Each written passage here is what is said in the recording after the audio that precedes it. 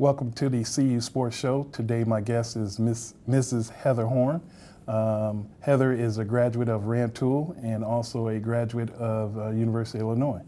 Heather, thank you for joining us on the show today. Absolutely, it's my pleasure. Good. Let's get right to it. Can you recall what age you were when you started to participate in sports?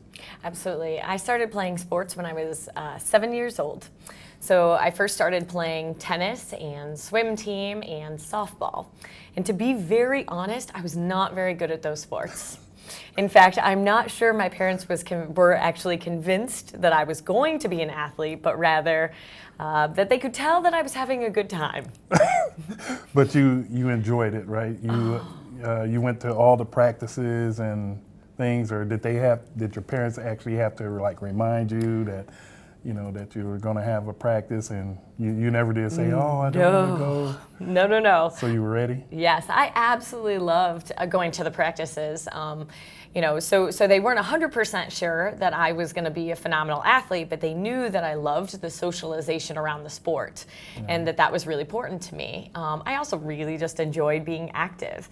And then when fourth grade hit, all of a sudden, I started to get this competitive bug and started to kind of expand some of the sports that I was playing, one of those being volleyball, which is actually the sport that has taken me the farthest. Right. So the other sports you said you played were swimming, and what was the other? Tennis and softball. Tennis. Okay, now, and then you ended up actually liking volleyball the best. I mean, it sounds like that's 3 or 4 different sports, and then you just narrowed it down to one. So when you finally made the choice of just sticking to volleyball, did you have any type of, I would say, hunger to compete in the other sports, like when you got older, or did you just stick to volleyball after that? No. So that's a great question. I continued with swim team for 8 years. I also played softball up until my junior year of high school. Actually, that was my true love. The softball I loved softball. I just didn't realize, I was a good player in softball, but it turns out I was much better in volleyball. Right. But what happened was when I really kind of got the itch for volleyball, I was playing with a bunch of adults every Sunday at a YMCA in Rantoul. And I would just play for hours on end. And then the more opportunities that would come up for us to play in, weekend volleyball tournaments with adults, they would ask me to play, and I would drop everything. So if there was an open gym during the week, I would be going to that open gym. I wouldn't be hanging out with my friends because it turned out that volleyball was what, I couldn't stop wanting to get out there and chase the ball, which actually is kind of a funny story in our family. We kind of giggle that I liken myself sometimes to a dog in the fact that I see a volleyball and I'm tracking that ball constantly. Right.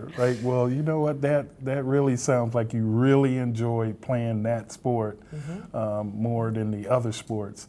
But you said you also did some swimming. Let's talk about the swimming, because that's a great sport to be in. And how long did you do your swimming? So I swam for 8 years, and I think that actually swimming did a great deal for me in terms of building my core strength muscles, so really my abdomen. And the cardio for sure, just out of all the other sports, I believe that swimming is really good for the cardio, right? Yes. Okay. Yep, you're absolutely right. Yeah. Right. So that gives you the stamina for those other sports. Right. So that definitely helped. So you said you did them from 8 years, so that means you were doing all these sports in your youth, and obviously through middle school and high school. So were you ever able to win any championships or go to any type of state meets or anything? So Could you tell us something about that? Sure, absolutely.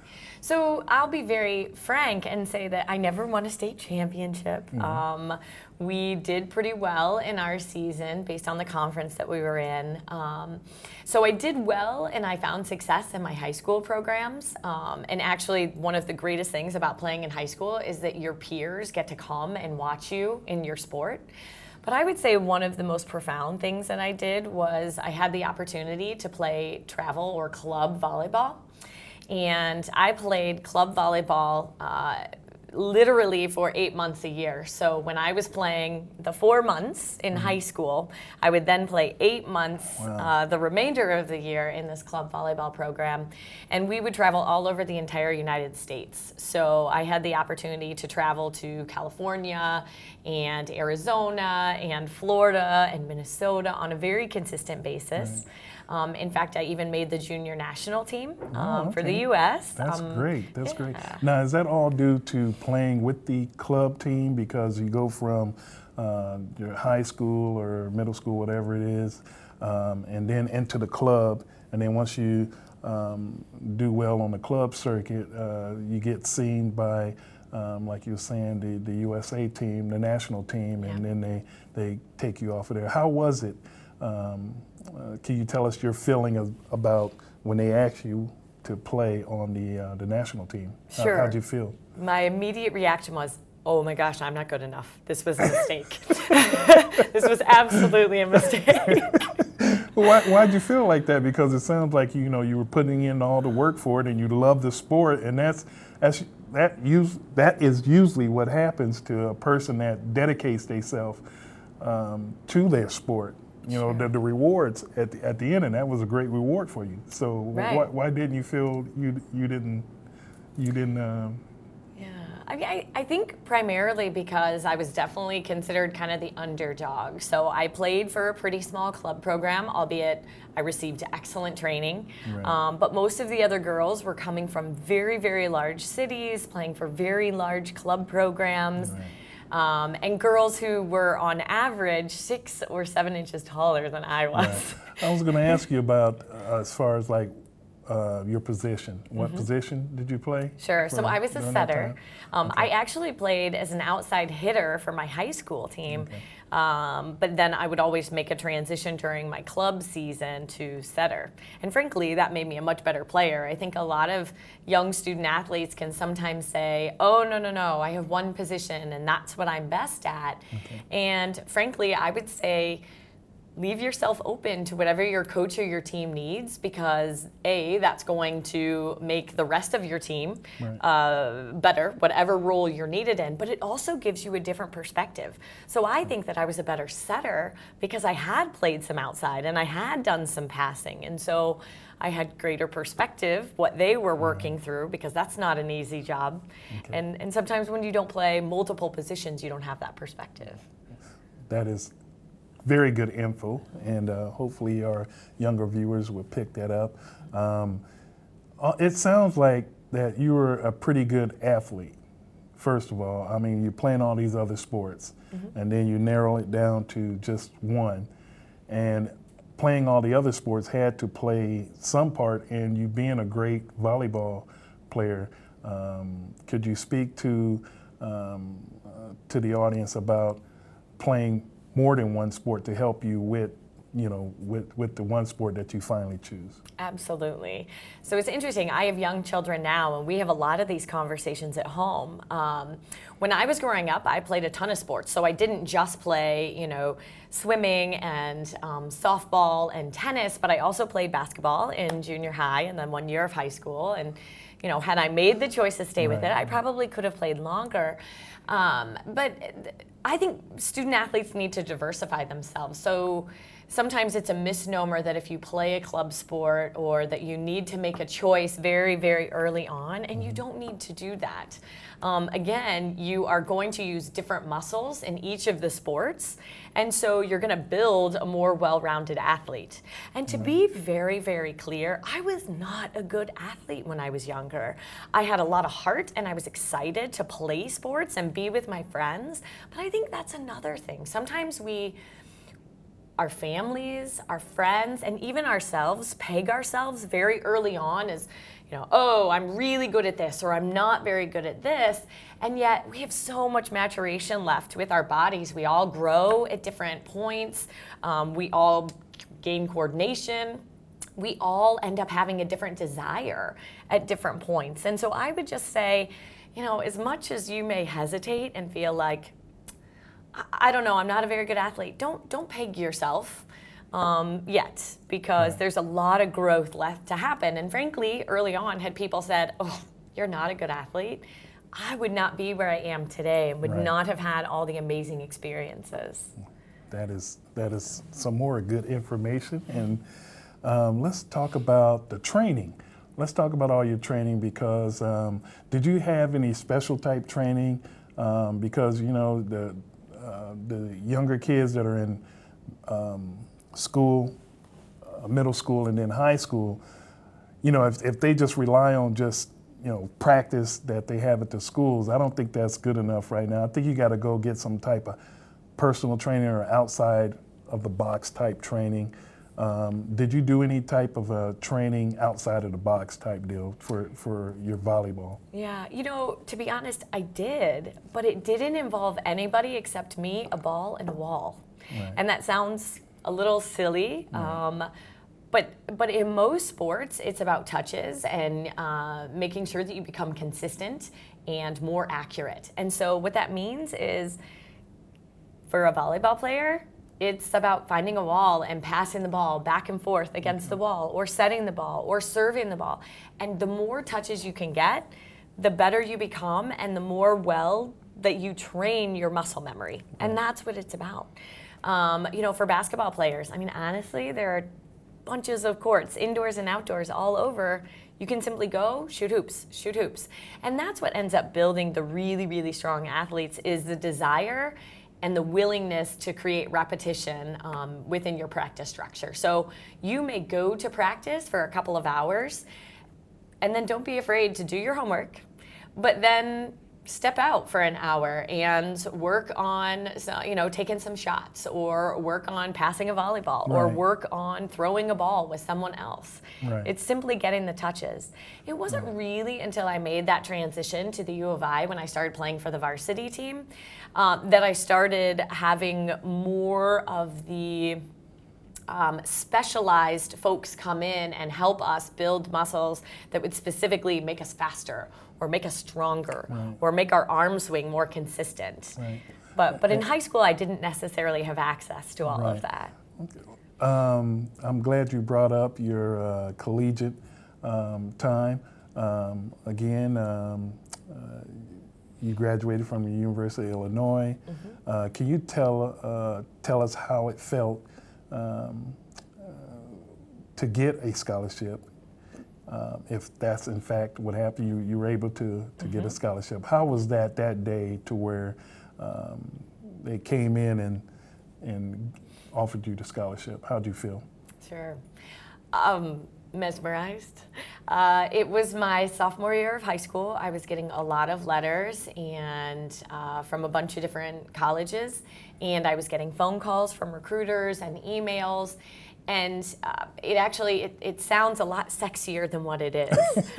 It turns out that it is a lot of work. It is. And I think that's something that happens to people when they're going through this process. It's pretty exciting when you get that first letter, or that first email or phone call, but you have to follow up on that.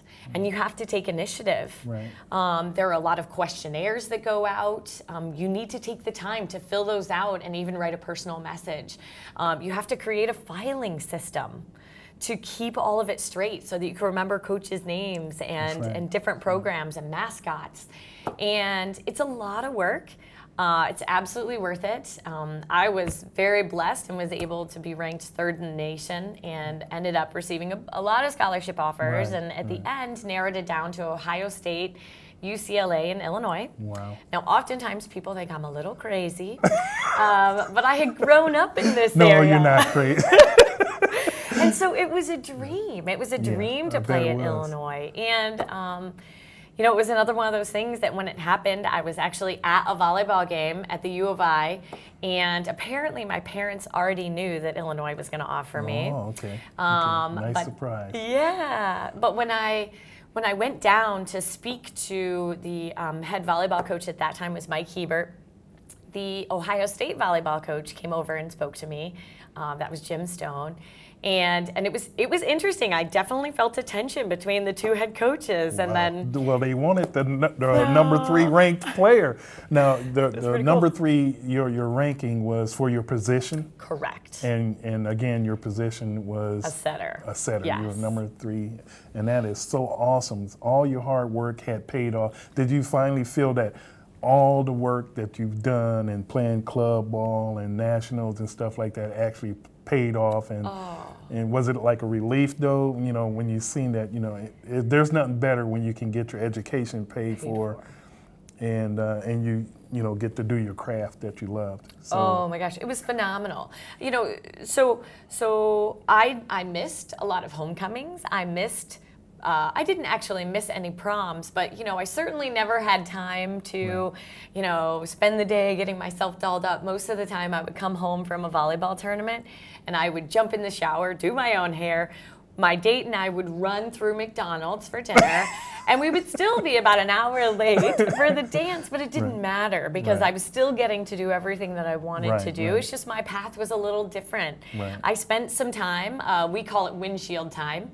You know, I certainly spent a lot of hours in the car, but because of that, I actually became significantly closer with my parents. And so there were just a ton of positives. I have friends who played all over the U.S., and now when I want to go on a fun vacation, I call one of them up and go visit and them. then just head out, huh? Yeah. Oh, that's great. Larry, I want to tell you also that getting the scholarship didn't just get me my undergrad paid for. It actually ended up, because of those connections, I got my master's paid for. Oh, that's excellent. And because of those volleyball connections, I was offered my first full-time job with the University of Illinois. Wow. And everything in my life has built around the people I have gotten to know, the experiences and the confidence that it's built within myself to know that I can do it.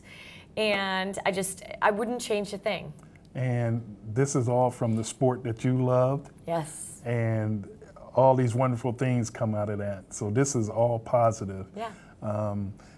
Were you able to do, after your collegiate, we talked before, and were you able to do any type of coaching or give back to younger? So can you tell us about your coaching experience, if you would? Yeah.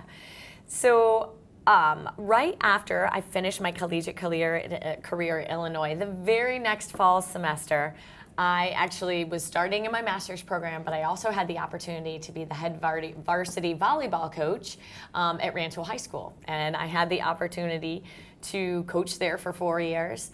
And then I was recruited to coach at Parkland.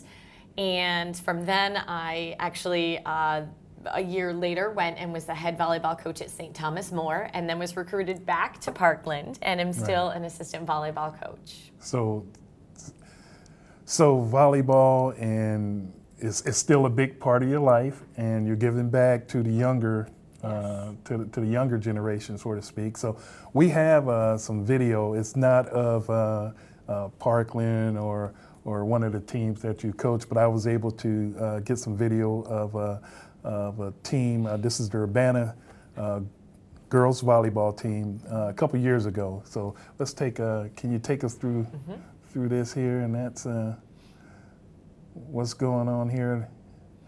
Absolutely. I mean, so what you're seeing here is a lot of girls who have some skill. So the nice thing is that many of our local high school programs have had the opportunity to have some pretty strong volleyball coaches. So when I watch Urbana, I see that, you know, they're communicating a ton. They are working pretty hard. So in that one play just a second ago, where the ball was out, if you pay attention pretty closely, the girl followed the ball out and the rest of her teammates behind her are moving towards her and making sure that she knows it's out. Do you hear them? Yes. They're all making sure. And Urbana, just for the viewers, Urbana is the team on the left here, Yes. and that is great. The other thing is, you will also find a lot in volleyball that after a play happens, watch this, all the girls come together. And that is really, really common because it's a team sport. Right. And it's a team sport that in a blink of an eye, you can be up and then a dominant server may come up and you could be down once again. Right. And so sometimes we will, as coaches and as players, we target specific individuals because maybe their strongest skill set is not passing. Right. And so what happens is you may be targeting that one person and maybe they have a bad pass. While as coaches and as team leaders, we bring all the girls in to say, we're one. Right. We're not individuals. We're one. Right. And then there are times when you will shift a couple players. So if you know that you have one player who is a stronger passer, you make a shift in the rotation. Okay. So you take some pressure off that Right. one player because they may not be your best passer, Right. but they may be a dynamic defensive player. Right, at something else. Yes. Okay, that's great information. Can we see let's cue up another one, and Urbana serving. That's a nice serve she has. Now, is that textbook as far as like, you got to serve like this, and then that's a set right there, or a pass, right? She passed it up to the front row. Right, and the second contact was a set. And this is what, this is pretty normal. They hit it to the front and then they pass it to I don't know the position. The terminology, So yeah, could you, yes. take us through like Yep, each so position? so that is serve receive, and then the setter sets the second ball, and the setter almost always gets the second contact, regardless of where it is on the court. Right. And they're setting up the hitter, so it is the aggressive player. That's so an outside hitter that just. She's a tried right to- side, She's yep. a right side hitter. Okay. Yeah, yeah. And the setters are back there in the back. Is that position? Sometimes. Sometimes. So a setter can play both out of the front row and the back row. There Okay. are 6 different positions and kind of rotations on the court. Okay. And so you can, and different offenses and defenses. And Right. so some teams play a 5-1, which means that they have one individual who's almost solely dedicated to setting. Right. And then sometimes they'll play a 6-2, which means that they have 2 setters. And those 2 setters typically Okay. set out of the back row. Okay. Well, thank you for that. Yeah. Clearing that up. Can we roll to the next? I think we have one more left here, 1 or 2 left. Okay. We got service on the other side of the net here. Yeah. So this girl's out to stage to hit. That was the middle hitter, and a nice little dig. She's, very nice. So those are 2 great saves right there. Absolutely. And then the third one Yep, goes and over. Another save. So Yep, and this a is back row attack. So this is a pretty good rally right here, right? Yes. Yes. And she hit it out. She did, but I will tell you what, you are winded. The crazy thing about volleyball Yes. is that a minute rally is a really, really long rally. So that ball went back and forth over the net about Right. 7 times. Right. That is a long rally. Well, we've seen a couple of great saves on like both sides there. Yes, so now you know why they're winded. Yeah. So all right. So that's I think we might have one more video to show. Let's see. There's a serve, and okay. All right. Can you tell us what happened here? You got a serve, and you see 2 people there. Nobody went for it. I Right. mean, I don't think that's common, but what do you think happened there? Absolutely. So that's just miscommunication. Do you see the individual with the white jersey on? Yes, I do. So that's a libero, and the libero will most oftentimes be your best individual in serve receive. And so a lot of times when that's the case, a coach will tell them, you take every ball you absolutely can. So what you saw was the other individual who was placed to the left of them Yes. was thinking that the libero was going to take that ball. Even Because though, it's supposed to be her responsibility to get that. So yeah, because she's oftentimes the best passer. And then they just miscommunicated. right. So- And like I said, it don't happen often, but when you see that, you kind of see it a lot, and then you go, like, well, why no? no one dove for it or anything, but it's just a miscommunication. Yeah. Okay, we have a couple minutes left here. So before we leave, could you speak to the younger viewers about the hard work and dedication it takes to play sports, and just give them some information about that, please. Absolutely. So I had a lot of pretty amazing things happen in my sports careers. With all that being said, there were some times that there were some significant challenges. So as I indicated, I came out of high school being one of the top ranked setters in the nation, had an excellent experience, and then made a transition to the University of Illinois, which is the top of the top players. Right. The coach that I signed with ended up making a transition to Minnesota. And so we brought in a new coach, who, by the way, is a phenomenal man and was a phenomenal coach. But oftentimes, coaches have a different, they just have a different desire for someone that they're looking for in a specific position. So I ended up not getting to play as much my freshman or sophomore year as what I originally thought. And I have to tell you that it made me the person and the athlete that I am today.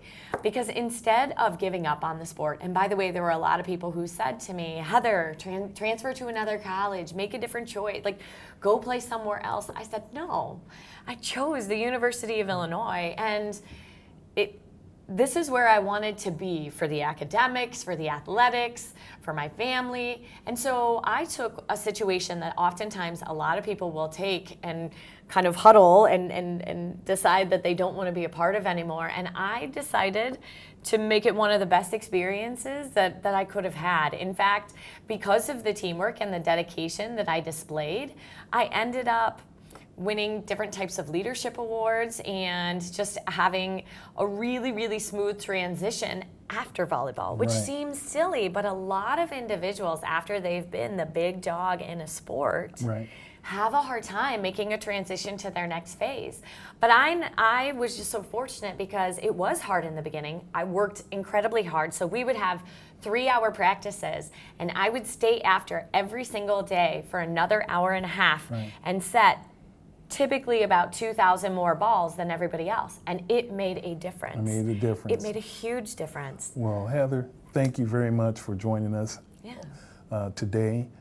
Please feel free to come back on the show when we get some video of your teams. Perfect. And just thank you so much for coming on the show today. Absolutely. Thank you for having me, Larry. Well, that's the end of the show today. Please join us next time on the CU Sports Show.